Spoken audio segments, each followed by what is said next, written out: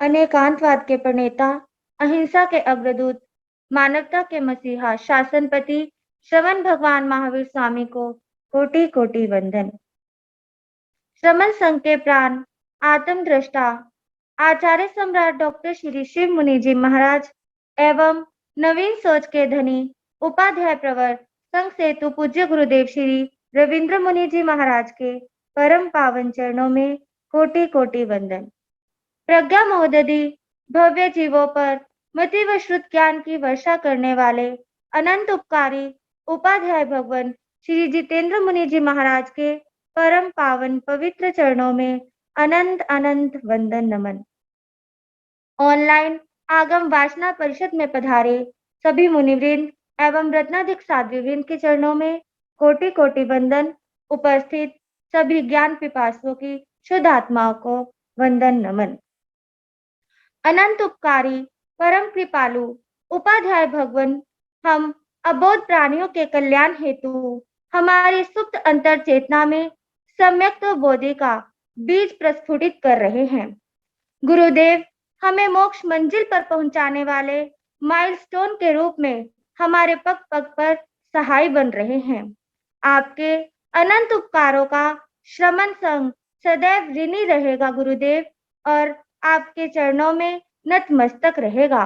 और आज की प्रत्यक्ष वंदना का लाभ ले रहे हैं निर्भीक वक्ता महासाध्वी श्री संतोष कुमारी जी महाराज की सुशिष्याएं, साध्वी श्री डालिमा जी महाराज, साध्वी श्री परिधि जी महाराज। Tikuto Varanidam Paranidam Karimi Vandami Namam Swami Sakarimi Sammanimi Kalyanam Mangalam Devyam Jayam Pachvasami Mate Tikuto Varanidam Paranidam Karimi Vandami Namam Swami Sakarimi Sammanimi Kalyanam Mangalam Devyam Jayam Pachvasami Mate Tikuto Varanidam Paranidam Karimi Vandami Namam Swami Sakarimi Sammanimi Kalyanam Mangalam Devyam Jayam Pachvasami सुख साता जी, सबके सुख साता है। ये आगम वासना निर्बाध निरंतर रूप से गतिमान रहे, इस हेतु तपस्वी अपना पूर्ण योगदान दे रहे हैं। आज के तप सहयोगी हैं उपाध्याय प्रवर अनुयोग प्रवर्तक श्री कन्हैया लाल जी कमल जी महाराज के सुशिष्य तपो केसरी श्री संजय मुनि जी महाराज, तप चक्रेश्वरी महासाध्वी श्री विभा जी महाराज के सुशिष्या साध्वी डॉक्टर श्री आभा जी महाराज, साध्वी श्री करुणा जी महाराज, महासाध्वी डॉक्टर श्री प्रतिभा जी महाराज की सुशिष्याएं, साध्वी श्री आस्था श्री जी महाराज, साध्वी श्री श्रद्धा श्री जी महाराज, साध्वी श्री ऋषिता श्री जी महाराज, साध्वी श्री अनुज्ञा श्री जी महाराज, साध्वी श्री प्रणति श्री जी महाराज, श्रमणी सूर्या उत्तर भारत प्रवर्तनी डॉक्टर श्री सरिता जी महाराज की सुशिष्या घोर तपस्नी महासाध्वी डॉक्टर श्री शुभा जी पिंकी जी महाराज, आगम रसिका महासाध्वी श्री प्रेक्षा जी महाराज की सुशिष्या युवा तपस्नी श्री जया ज्योति जी महाराज, साधना के शिखर पूज्य श्री पुष्कर मुनि जी महाराज की सुशिष्याएं, श्री प्रियदर्शना जी महाराज की सुशिष्याएं डॉक्टर श्री विचक्षण श्री जी महाराज और श्री मोक्षता श्री जी महाराज, हम सभी तपस्वियों से उनकी तपस्या की सुख साता पूछते हुए बारंबार अनुमोदना करते हैं।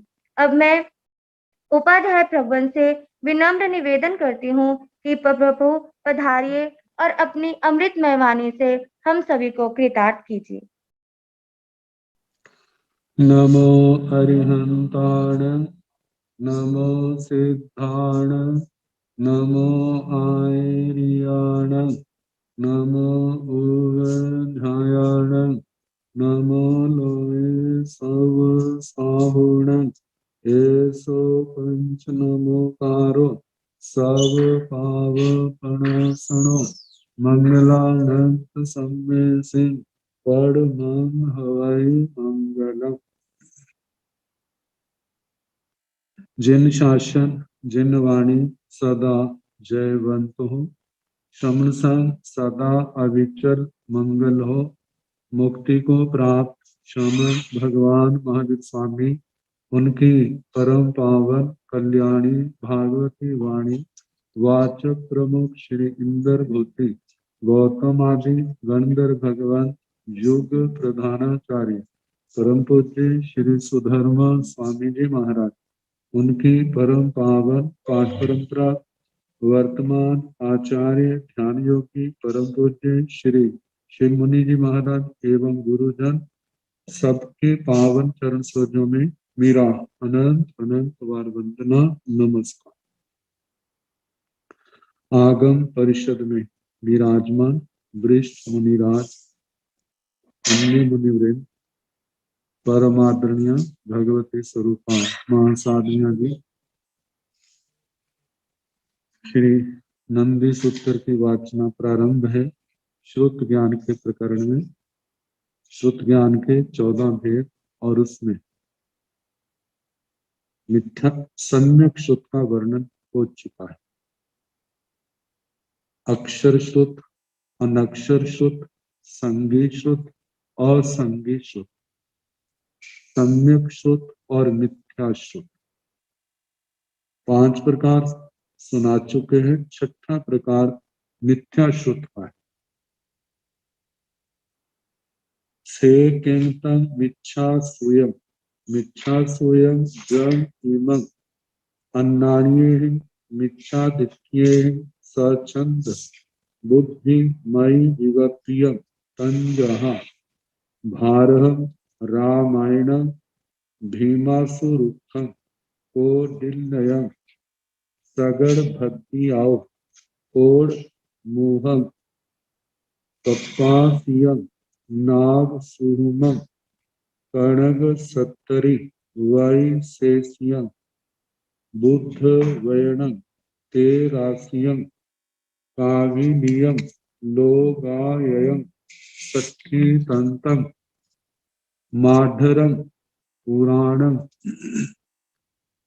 वागर्णम भागवम पायंजलि उस देवयम लेहम गणियम सौनरुयम नाड्यायी अहवा वावत्तरी कलाओ चत्तारीय वेया संगो गंगा ए आई मिच्छ दिट्ठि स मिच्छत परिगहि आई मिच्छा स्वयं ए आई चेव सम दिट्ठि स समत परिगहि आई सम स्वयं अहवा मिच्छ दिट्ठि सवि ए आई चेव सम स्वयं कम्महा समत हेव तणौ जम्हा ते मिच्छ दिट्ठिया तेहिं चेव समय चोय समाना के सपथ दिट्ठियो चयन्ति ते सेतं मिच्छा स्वयं। मिथ्या श्रुत से किंतम मिच्छा स्वयं से अर्थ इसके पश्चात किंतम मिथ्या स्वयं, वह मिथ्या श्रुत कौन है? मिथ्या श्रुत का क्या स्वरूप है? तो मिथ्या स्वयं मिथ्या श्रुत जम इमं अन्नान्ये मिथ्या दिट्ठिये सच्छंद बुद्धि मयि विगप्रियम जम जो इमं जय है अन्नान्ये अज्ञानिक मिथ्यात्व के कारण जिनके अंदर अज्ञान पाए जाते वे अज्ञानवादी मतलब अज्ञानी मिथ्यात्व से ग्रस्त होने के कारण 3 अज्ञान तो संभव है। मति अज्ञान, शुद्ध अज्ञान, विभंग ज्ञान। तो अज्ञानी मिथ्या दृष्टियों के द्वारा स्वच्छंद बुद्धि मई विगत्यम, स्वच्छंद बुद्धि और मति से विकल्पित रचित ये जो साहित्य कहा जा रहा है, ये सारा मिथ्या श्रुति के अंदर ग्रहण किया है। स्वच्छंद, स्वच्छंद का मतलब स्वच्छंद, अपने छंद का मतलब अभिप्राय, स्व का मतलब अपना, अपने अभिप्राय, अपनी इच्छा के अनुसार, अपनी बुद्धि से जो कल्पित है, जिसका निर्माण किया गया है, ऐसा जो श्रुत ग्रंथ है, वे सारे मिथ्या श्रुत के अंदर ग्रहण किए। तंजहा जैसे कि भारह, भारह भारत, भारत से महाभारत ग्रंथ लिया जाता है। महाभारत के अंदर अनेक अनेक मान्यता का एक प्रकार से इतिहास को लेकर के संग्रह किया हुआ। तो महाभारत को मिथ्या श्रुति के अंदर दिया है। रामायण, रामायण, रामायण जैसे महाभारत महर्षि वेदव्यास विरचित है, रामायण वाल्मीकि रामायण।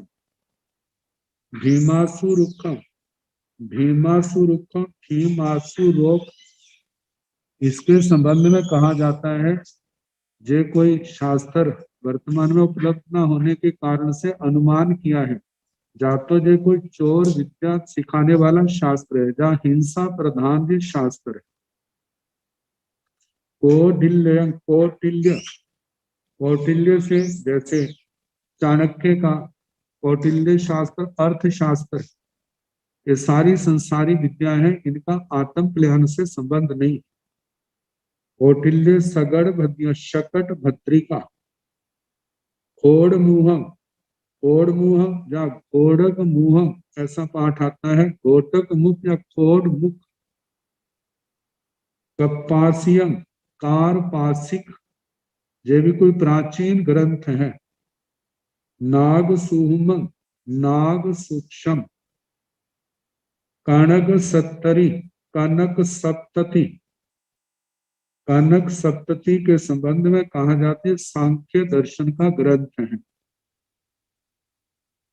षष्ठी तंत्र को आधार लेकर के जिसकी रचना की गई है, वर्तमान में सांख्य कारिका के रूप में प्रसिद्ध है, जिसकी रचना आचार्य ईश्वर कृष्ण जी के द्वारा इनकी रचना की गई है। सांख्य कारिका, जिसके ऊपर संस्कृत की अनेक व्याख्याएं जैसे वाचस्पति मिश्र की सांख्य तत्व कौमुदी, गौड़पाद भाष्य, ऐसे। वैशेषियम, वैशेषिक वैशेषिक शास्त्र, वैशेषिक शास्त्र जिसकी रचना महर्षि कणाद के द्वारा कही जाती है, जिन्होंने छह पदार्थों का वर्णन किया, जैसे द्रव्य, गुण, कर्म, समवाय, सामान्य, विशेष। जो प्राचीन है, जो अभिनव, जो न्याय विशेषिक, इनको मिलकर के जो नया रूप है नव्य न्याय के रूप में, वहां पर 7 पदार्थ मानते, 6 वही है और 7वां अभाव माना जाता है। आगे बुद्ध वयन, बुद्ध वचन, जो गौतम बुद्ध का उनके ग्रंथों के संबंध में कहा है। आगे 13 त्रैराशिक, त्रैराशिक की जो मान्यता है, कहा जाता है जो निन्नवों में जो रोहगुप्त आया है, रोहगुप्त का वर्णन उन्होंने इस मत की स्थापना की थी। आचार्य श्री 10 पूर्वों के 2 वस्तु कम 10 पूर्वों के धारक आचार्य श्री गुप्त जी, जो युग प्रधान आचार्यों में 17वें नंबर में जिनका नाम आता है, उनके शिष्य थे। इनके संबंध में जिस समय उत्तराध्ययन सूत्र का 3रा अध्ययन सुनाया था, उस समय निंदकों की चर्चा सुनाते हुए रोहगुप्त का प्रकरण आया था। तो रोहगुप्त इसके संस्थापक हैं। आगे कापिलियम, काविलियम, काविलियम का कापिलीय शास्त्र, कापिलीय जो है जो कपिल दर्शन, सांख्य दर्शन के जो आदि प्रणेता कहे जाते हैं महर्षि कपिल, जिनका वर्ण भागवत के अंदर भी आता है। इन्होंने सांख्य सूत्र रचा है। सांख्य सूत्र के ऊपर समय समय पर अनेक आचार्यों ने अपने भाष्य लिखे हैं। जैसे विज्ञान भिक्षु का आता है, इनके ऊपर सांख्य दर्शन के ऊपर भाष्य। आगे लोकायत, लोकायत जो है ये चार वाक लोक के अधीन, मतलब ये चार वाक से संबंधित है। चार वाक के लिए कहा जाता है चारु वाक। बड़ी सुंदर है वाणी, जिनकी सुनने वालों को बड़ी अच्छी लगती है, क्योंकि इसमें कहा खाओ पियो मौज करो।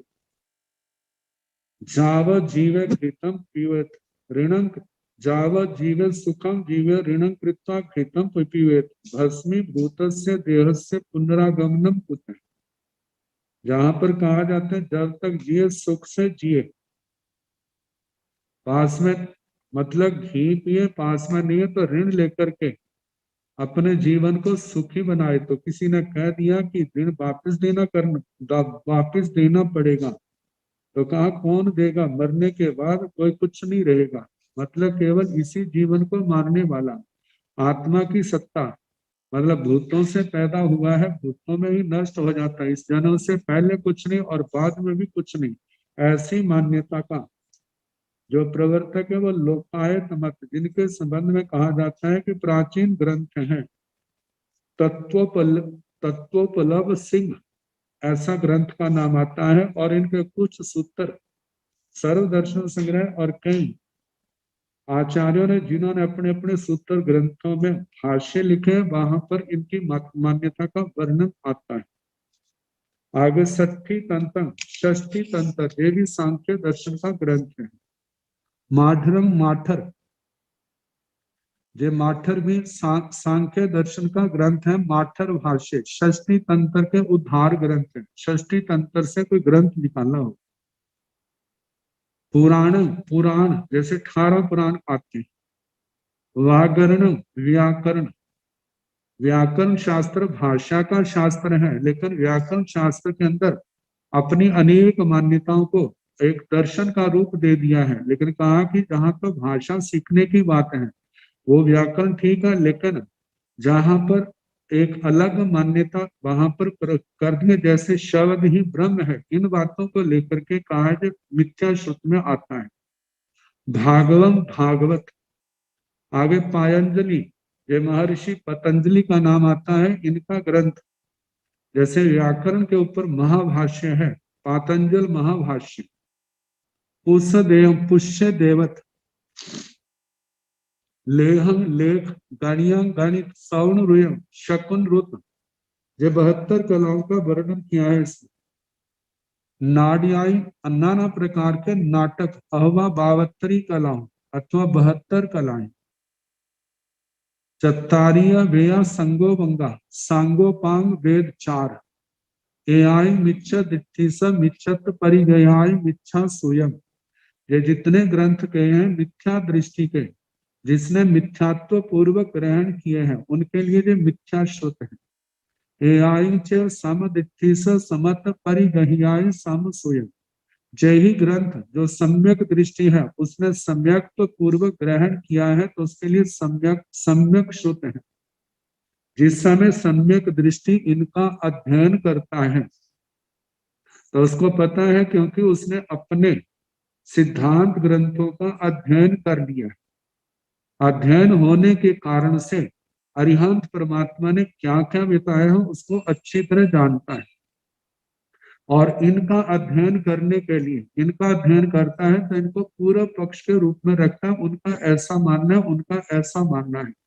सिद्धांत की जानकारी होने के कारण से कौन कौन सी इनमें जो बातें हैं वो आत्मा के संवर निद्रा का हेतु है, और कौन कौन सी बातें हैं जो आश्रम का कारण है, बंध का कारण है, वो अच्छी प्रकार से समझता है। तो पूर्व पक्ष पर पक्ष में उत्तर पक्ष को लेकर के वो उनको इस रूप में परिणत होता है। जैसे कहा जाता है गाय कुछ भी खाती है लेकिन उसको दूध के रूप में परिणत कर लेती है। ऐसे ही जो सम्यक दृष्टि जीव है इन मिथ्या श्रुत को पढ़ करके भी इनको सम्यक रूप से परिणत कर लेता है, जिसमें वो जानता है कि संसार वृद्धि का कारण जहाँ पर कौन कौन सी बातें हैं और संसार को घटाने वाली कौन कौन सी बातें हैं, वह ऐसा हंस की तरह विश्लेषण करने के कारण से उसके भी जो सम्यक्त्व में किसी प्रकार का अंतर नहीं आता। तो कहा जाता है कि जो मिथ्या दृष्टि इनको मिथ्यात्व पूर्वक ग्रहण करता है उनके लिए मिथ्या श्रुत है, और सम्यक दृष्टि सम्यक्त्व पूर्वक ग्रहण करता है उसके लिए जो सम्यक श्रुत बन जाती है। अहवा अथवा मिथ्या दिट्ठी सब सम स्वयं, मिथ्या दृष्टि के लिए जो सम्यक श्रुत है कम किस कारण से, समर्थ हेतु सम्यक्त्व का हेतु होने के कारण, क्योंकि जब उन्हीं ग्रंथों में पूर्व अपर विरोध देखता है तो उसका मन उससे ऊपर उठ जाता है। वो सोचता है कि ऐसा ग्रंथ जिसमें किसी प्रकार का विरोध ना हो वो होना चाहिए, तो उसको सत्य की ओर बढ़ने के लिए प्रेरक बन जाते हैं। इसलिए कहा जाता है उसके लिए जय सम्यक्त्व का हेतु बन गए। जम्महते मिच्छ दिट्ठिया तेन च समय चोया समाना ते सपक्ष दिट्ठियो चयंती। जम्हा जिस कारण से ते वे मिथ्या दिट्ठिया मिथ्या दृष्टि तेन च समय उन्हीं सिद्धांतों से चोया समाना प्रेरित हुए। कई कितने लोग जो है सपक्ष दिट्ठियों अपने पक्ष की दृष्टियों को चयंती छोड़ देते हैं, परित्यजंती। सेतंग मिथ्या स्वयं, इस प्रकार मिथ्या श्रुत का वर्णन हुआ। पहले सम्यक श्रुत का वर्णन आया था जिसमें कहा था अरिहंत परमात्मा के द्वारा कहा गया जो प्रवचन है वह सम्यक श्रुत है, और उसमें भी कहा था तो द्वादशांगी वाणी के ज्ञाता 14 पूर्वों के पाठक 10 पूर्वों तक जिनका अध्ययन है उनके द्वारा रचे गए ग्रंथ एकांत रूप से सम्यक श्रुत हैं, लेकिन उससे कम में भजना है। यदि वो सिद्धांत वाणी के अनुकूल है तो सम्यक श्रुत है, यदि वहां पर प्रतिकूलता है तो उसको मिथ्या श्रुत के अंदर ग्रहण किया। क्योंकि कहा जाता है अरिहंत परमात्मा सर्वज्ञ सर्वदर्शी है, अनंत करुणाशील है। उन्होंने जो जो बताया है आत्मा के हित के लिए बताया है, उसके अनुसार जिनके वचन है वो ग्राह्य है, क्योंकि अरिहंत परमात्मा के द्वारा वो सम्मत है। और अक्षर का अनंतमा भाग भी कहा जाता है जिन वाणी से प्रतिकूल है तो वो मिथ्या श्रुत में आज मिथ्या श्रुत के अंदर उसका संग्रह किया जाता है। तो इसलिए कहा जाता है कि अरिहंत परमात्मा के द्वारा जो कुछ कहा गया वह सम्यक श्रुत और उनसे जो विपरीत है वो मिथ्या श्रुत है। अब इसके आगे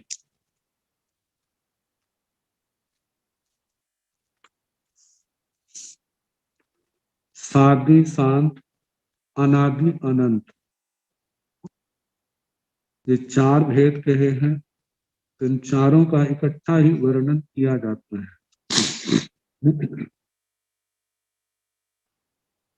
से किंतन सायं सपद्यवस्य अनायं अपद्यवसी इच्छेयं द्वालसंगं गणिपीडगं बुच्छित्ति नयठ्याय सायं सपद्यवसी अबुच्छित्ति नयठ्याय अनायं अपद्यवसी तं समासौ चौविहं प्रणतं तंजा दब्बौ कित्तौ कालौ भावौ तत् दब्बौणं सामसूयं एगं पुरीसं पडुच्च सायं सपद्यवस्यं वहवे पुरीसेय पडुच्च अनायं अपद्यवस्यं खेतौणं पांच भरहाय पांच एर्वयाय पडुच्च सायं सपद्यवस्यं पांच महाविदेहाय पडुच्च अनायं अपद्यवस्यं कालोण उसप्पणि ओसप्पणि च पडुच्च सायं सपद्यवस्यं नो उसप्पणि नो ओसप्पणि च पडुच्च अनायं अपद्यवस्यं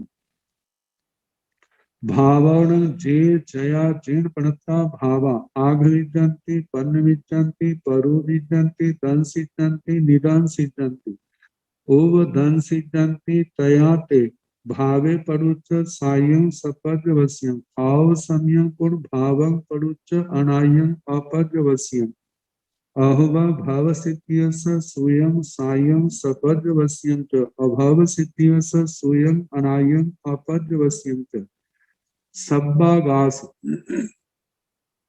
वैसे ही अनंत गुणियं पद्यवक्षरं निपज्जय सब जीवाणं किरणं अक्षरस अनंत भागो निच्चु मिच्छु घाड़ियो जय पूर्ण सोमी आवरिजा तेन जीवो अजीवतम पाविजा सुट्टो भी मेह समुदाय होई पवह चंद्र सूरण सेतं सायं सपज्वस्यं सेतं अनायं अपज्वस्यं।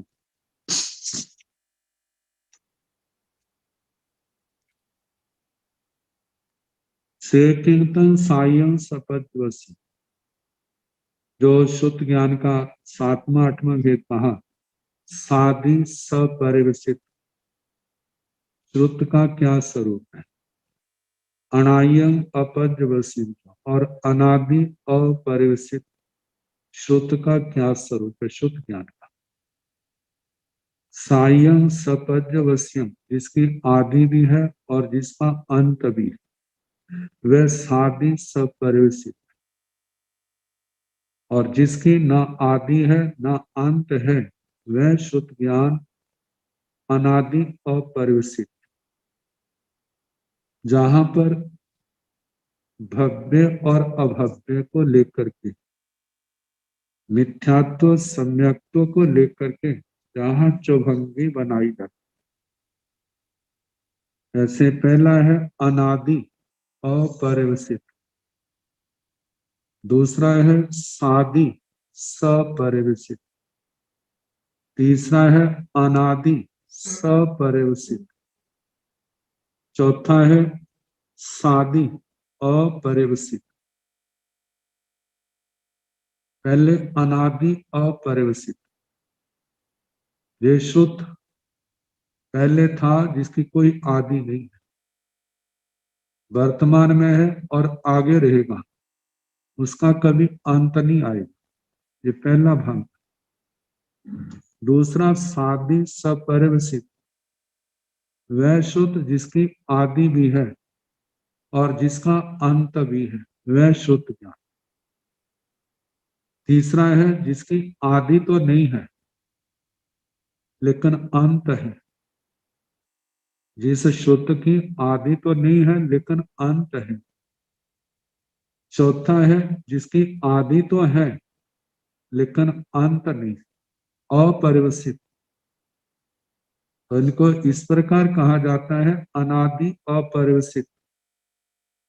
जे भंगा अभव्यों की दृष्टि से घटता है,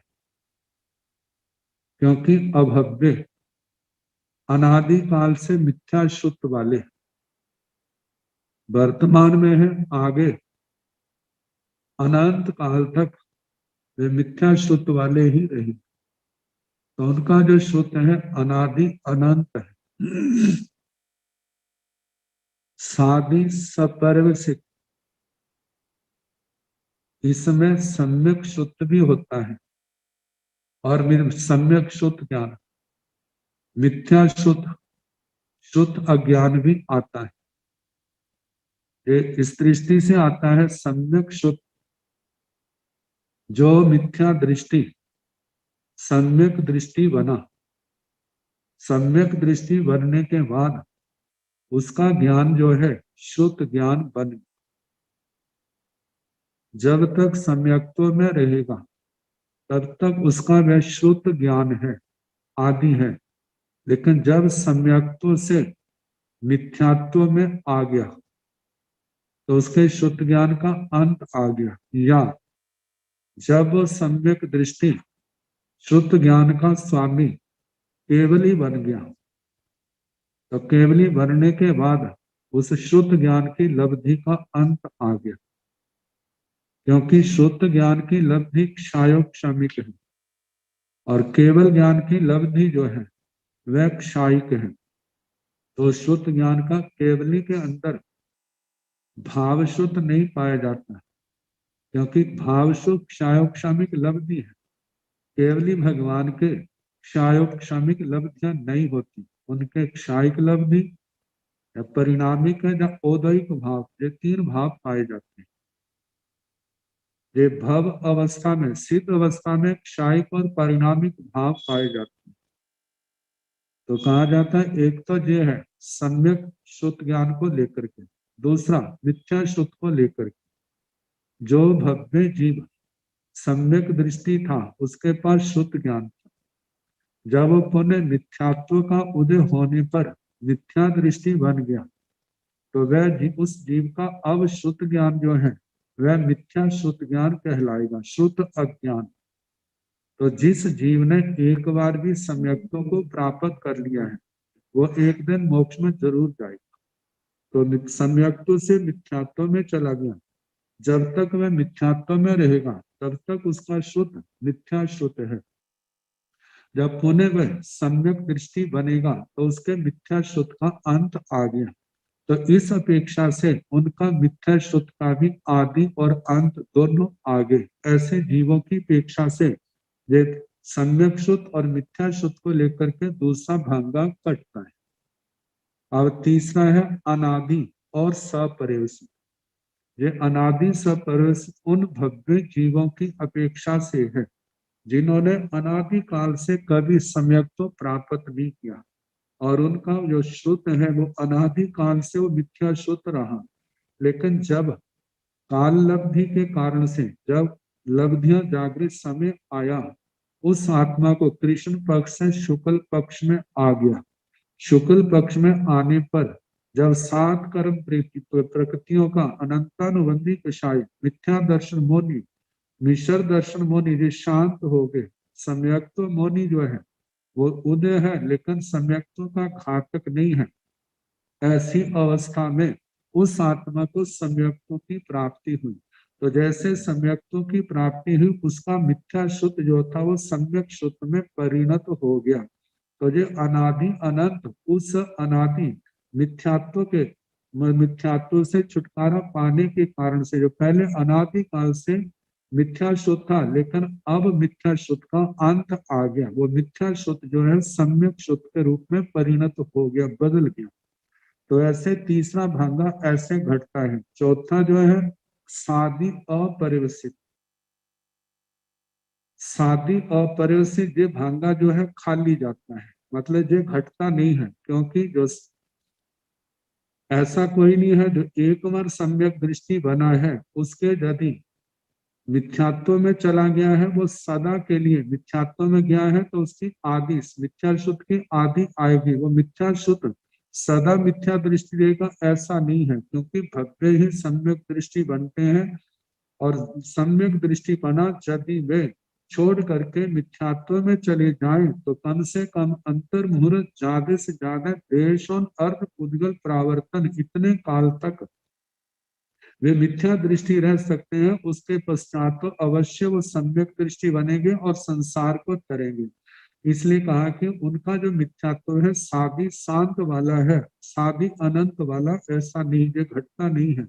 और जो सम्यक दृष्टि है उसने एक दिन सम्यक तो पाया है, तो एक दिन संसार से तरना भी है। तो जो छद्मस की अपेक्षा से कहा है कि ये सम्यक तो शुद्ध जो है, सम्यक शुद्ध लगातार कितना हो सकता है, अंतर मुहूर्त कम से कम ज्यादा 66 सागरोपम जा जीरा, 66 सागरोपम से कुछ ज्यादा, इतने समय में जा तो वो जीव केवली बन जाएगा, केवली नहीं बना है तो पुनः मिथ्यात्व में चला जाएगा।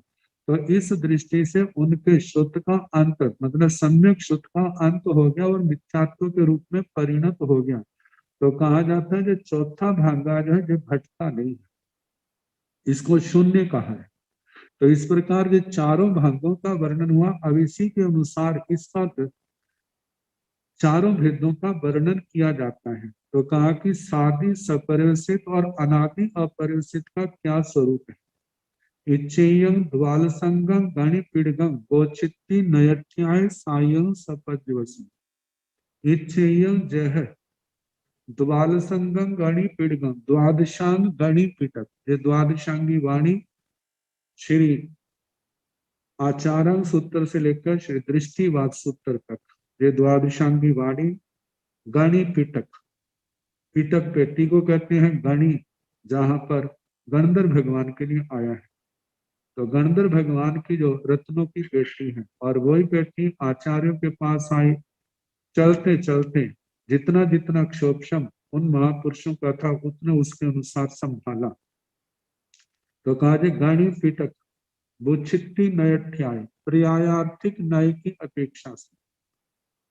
एक व्यक्ति की अपेक्षा से सायं सपद्यवसी, इसकी आदि भी है और इसका अंत भी। मानो मनुष्य भाव में साधु जीवन आया, इसी का इतना क्षोभम प्रबल ये द्वादशांगी वाणी का पारायण किया। द्वादशांगी वाणी का पारायण करते हुए कितने जीव, जब द्वादशांगी वाणी आत्मा में अवतरित हुई, प्रकट हुई, तो ये तो आदि आ गई।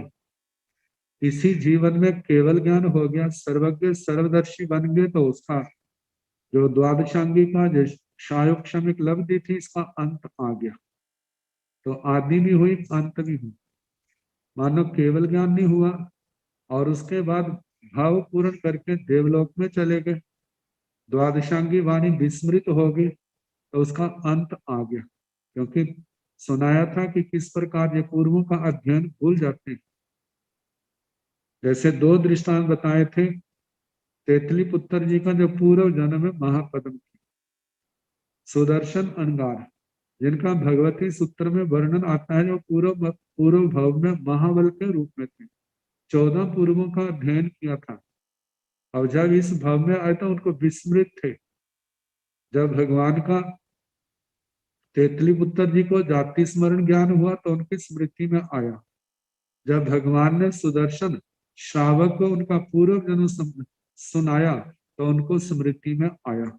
मतलब भूल चुके थे, इसलिए अब स्मृति में आगे जो सीखा हुआ ज्ञान था, तो उनकी आदि भी हुई और अंत भी हुआ। तो इसलिए कहा जाता है पर्याय की दृष्टि से जो आदि भी है और अंत भी है, साधि सपर्वसित।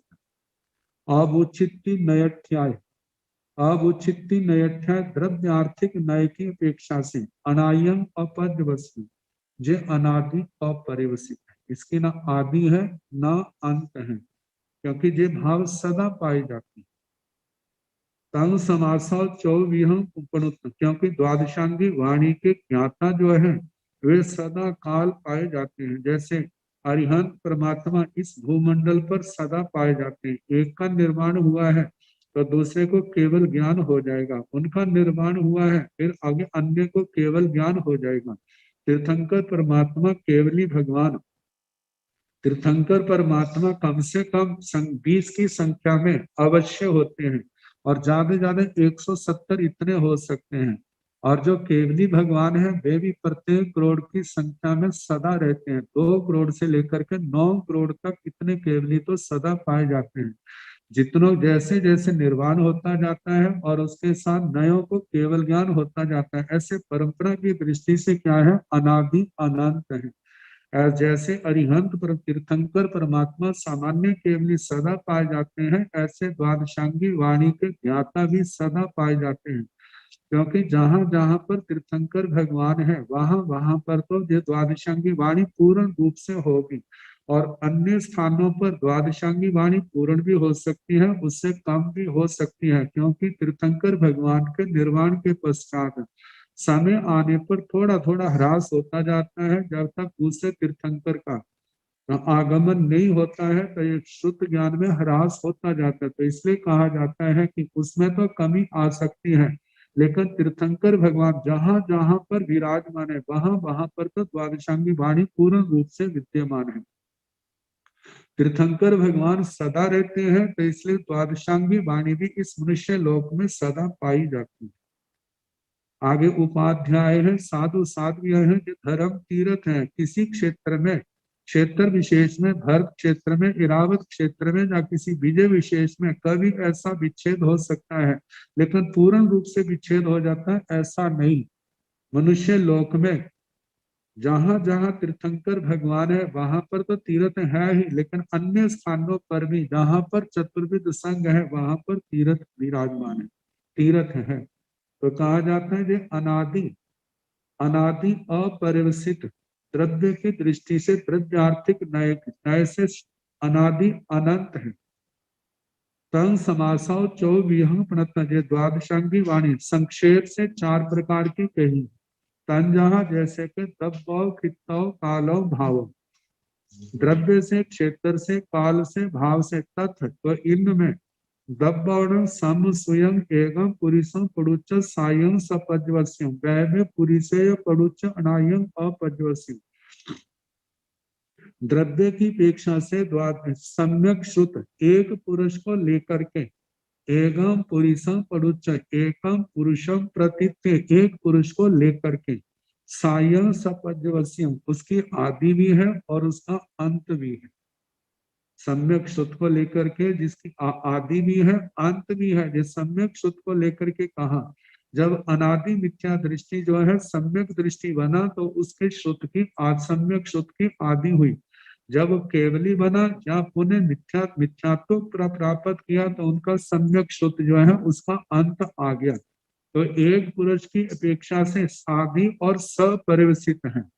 बहवे पुरुषेय पड़ुच बहुत पुरुषों को लिखी अपेक्षा से अनायंग अपद्यवस्यों अनादि अपरिवसित है, क्योंकि बहुत पुरुष परंपरा प्रवाह की दृष्टि से ऐसे जो है सम्यक श्रुत के धनी सदा पाए जाते हैं। इसलिए परंपरा प्रवाह से लेकर के क्योंकि इसका विच्छेद नहीं होता तो इस अपेक्षा से अनादि अनंत है।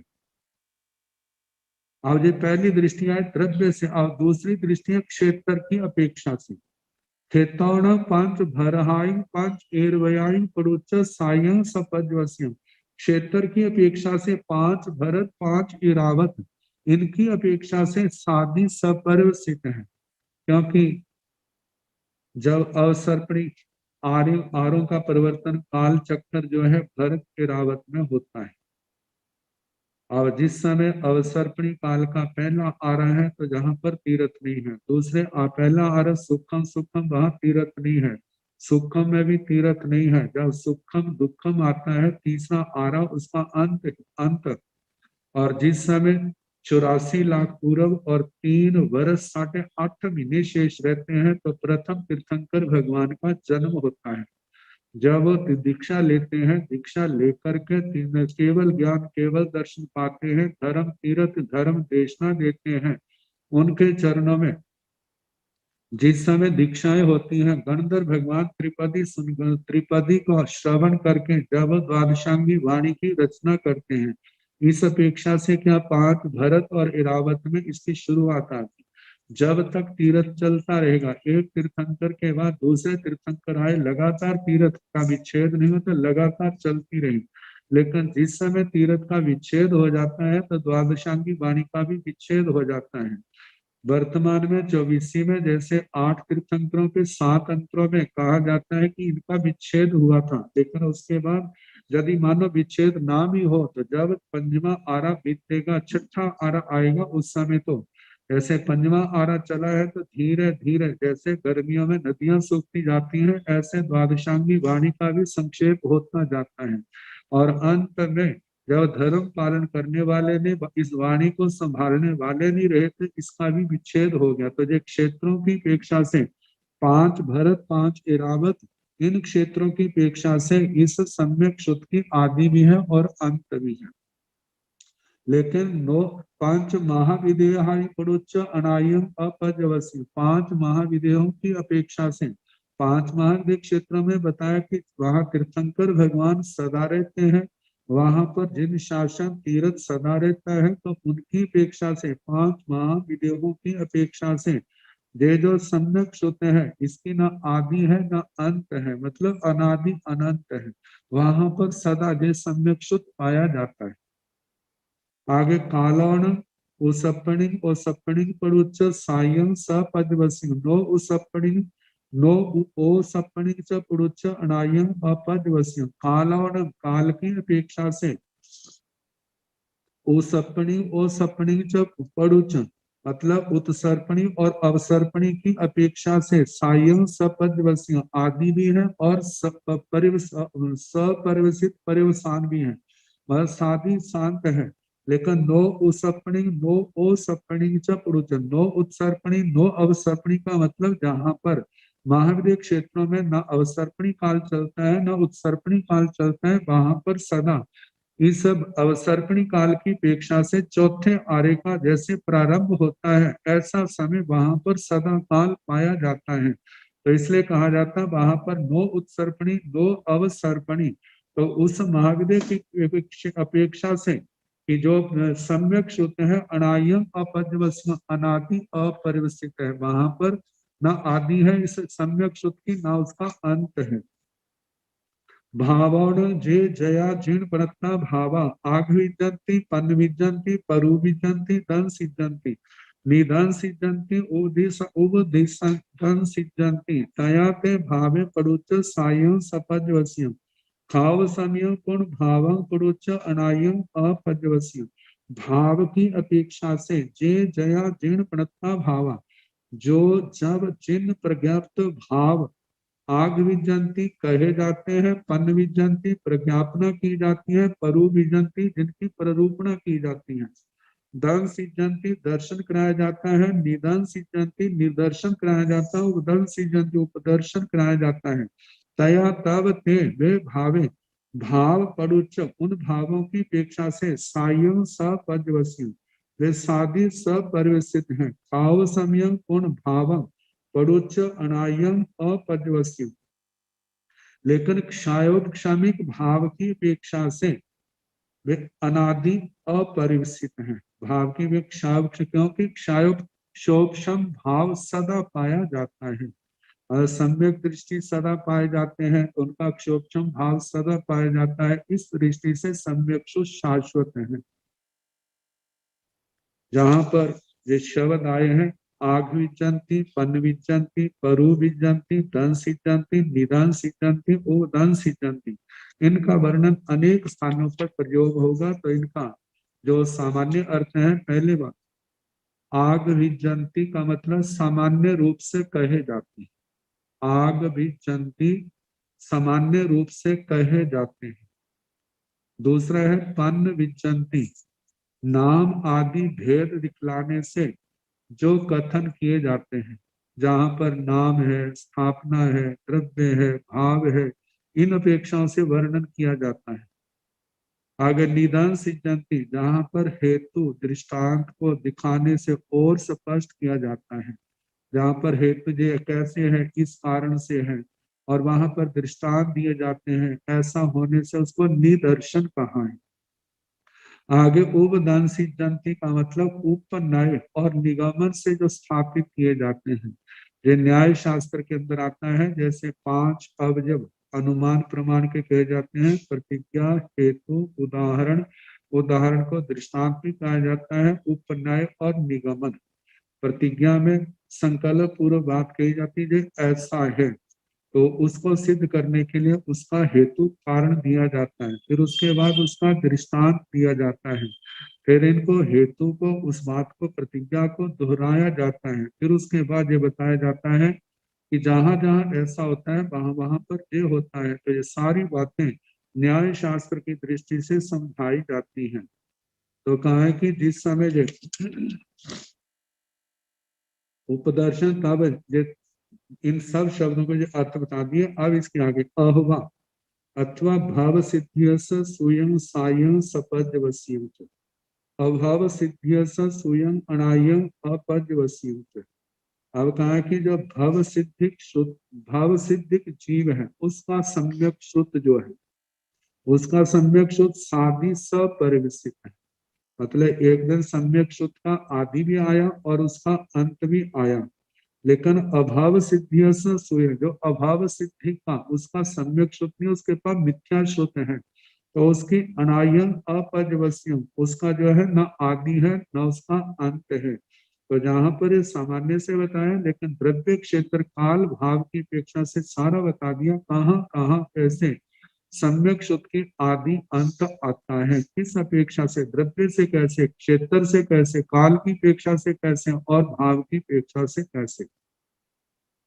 आगे बताया सब्बा घास पे सकंग, सब्बा घास पे से ही अनंत गुणियं पज्जवक्खर निभज्जई सब जीवाणं पियणं अक्षरस अनंत भागो निच्चु घाड़ियो जय पुन सोभि आवृज्जा तेण जीवो अजीवतम पाविज्जा सुट्ठु भी मेह समुदय होई पभा चंद सुराण सेतम सायं सपद्यवस्म सेतम अनायम अपद्यवस्म।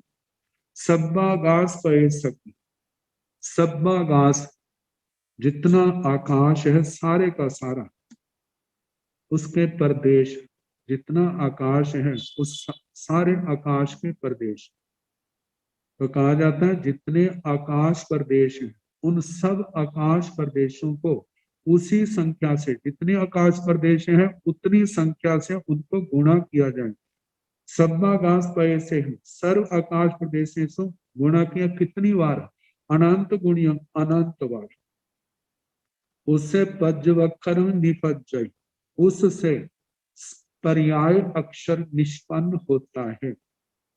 सब जीवाणु अक्षरस अनंत भागो निच्चु भाड़ियो। कहा जाता है जितने संसारी जीव हैं, चाहे कोई ज्ञानावरणी कर्म से, दूसरे कर्मों से कितना भी आवृत क्यों ना हो, लेकिन उस अक्षर का अनंतम भाग तो सदा उद्घाटित रहता है, अनावृत रहता है, खुला रहता है। जय पुण्य सो भी आवृत जा, यदि पुण्य वह भी आवृत हो जाए, तीर्ण जीवो अजीवत्तम पावित जाए, जिससे वो जीव जो है अजीव अवस्था को प्राप्त हो। सुट्टू भी मेह समुदाय होई पभा चंद सुराणम। कहा जा रहा है कि चाहे कितना भी मेघ बादल आकाश में आ जाए, लेकिन फिर भी चंद्रमा और सूर्य की प्रभा जो है वो रहती है, उसका नाश नहीं होता। सेतन सायं सपद वसी, इस प्रकार सादी सपरिवसित शुद्ध का वर्णन हुआ। सेतन अनायम अपजवसी, इस प्रकार अनादि अपरिवसित का वर्णन हुआ। जहां पर पर्याय अक्षर के संबंध में बताया गया। पर्याय अक्षर क्या है?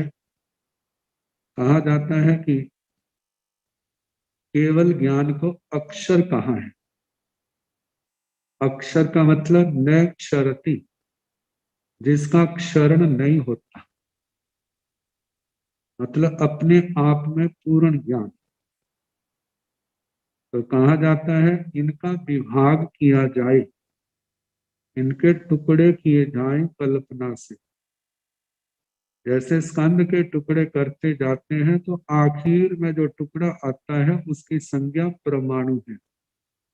परमाणु के आगे टुकड़े नहीं होते। ऐसे जो केवल ज्ञान आत्मा की अनावृत जानने की शक्ति है, जितना भी पदार्थ समूह है और उस पदार्थ समूह की जितनी पर्याय हैं, केवल ज्ञान के द्वारा वे सब ज्ञात हैं।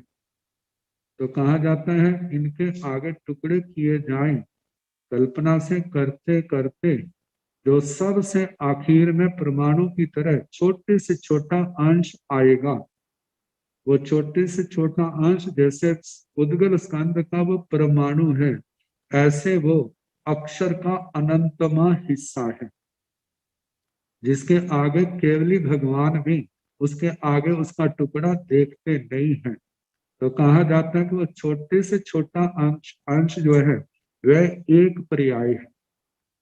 अब उसके साथ जितना वो छोटे से छोटा अंश है, एक और पर्याय बढ़ गया तो वो दो पर्याय होगी। इसके पश्चात एक अंश और बढ़ गया तो वो तीन पर्याय होगी।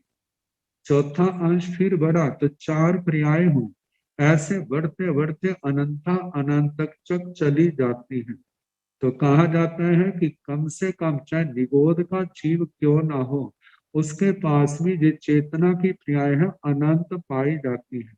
क्योंकि कहा जाता है उनके उनके अंदर भी जो तरतमता को लेकर के भेद किए जाते हैं, तो छठ स्थान पतित ऐसे भी होते हैं कि एक का मतलब कि जो ज्ञानावरणी कर्म के क्षोभम से जो चेतना है कितनी विकसित है एक की, और दूसरे की वहां पर अनंत भागहीनता भी पाई जा सकती है। असंख्यात भागहीनता, संख्यात भागहीनता, संख्यात गुणहीनता, असंख्यात गुणहीनता, अनंत गुणहीनता का भी वहां पर वर्णन है। इतना पाया जाता है। तो कहा वो अनंत पर्याय जो सारी इकट्ठी है, लेकिन फिर उसके बाद एक कम ज्यादा जो है जीवों में होती जाती। जैसे जैसे क्षोभम बढ़ता है जीव की, मतलब ज्ञानावरणी कर्म का जितना क्षोभ बढ़ेगा, संवेदना चेतना उसकी उतनी विकसित होगी। और जितना आवरण बढ़ेगा उतना उसकी चेतना में ह्रास होगा।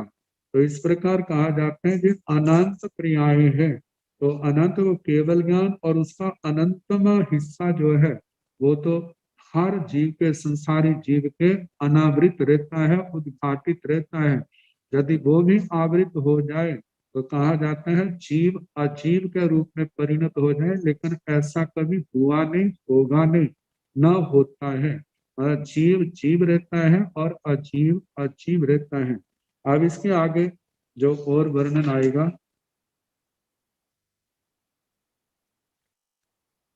गमिक श्रुत और अगमिक, अंग प्रविष्ट अंग बाह्य, इसका फिर जैसे समय होगा सुनाने का प्रयास। नमो अरिहंताण, नमो सिद्धाण, नमो आयर्याण, नमो ओवधायाण, नमो लोये साहुण, एसो पंच नमोकारो सब पावपनाशनो, मंगलानंत संदेशिं परमं हवै मंगलम्। श्री चतारि मंगलम अरिहंता मंगलम सिद्धा मंगलम साहु मंगलम केवले मनतो धम्मो मंगलम। चतारि लोकोत्तम अरिहंता लोकोत्तम सिद्धा लोकोत्तम साहु लोकोत्तम केवले मनतो धम्मो लोकोत्तमो। चतारि शरणं प्रवज्जामि अरिहन्ते शरणं प्रवज्जामि सिद्धे शरणं प्रवज्जामि साहु शरणं प्रवज्जामि केवले पुनः धम्मं शरणं प्रवज्जामि। चार शरण सुख करने दुख करने मंगल करने और शरणागि होए, जो भव प्राणी आश्रय है। बथेर वंदामि गुरुजी, सुख साता गुरुजी। हाँ जी सब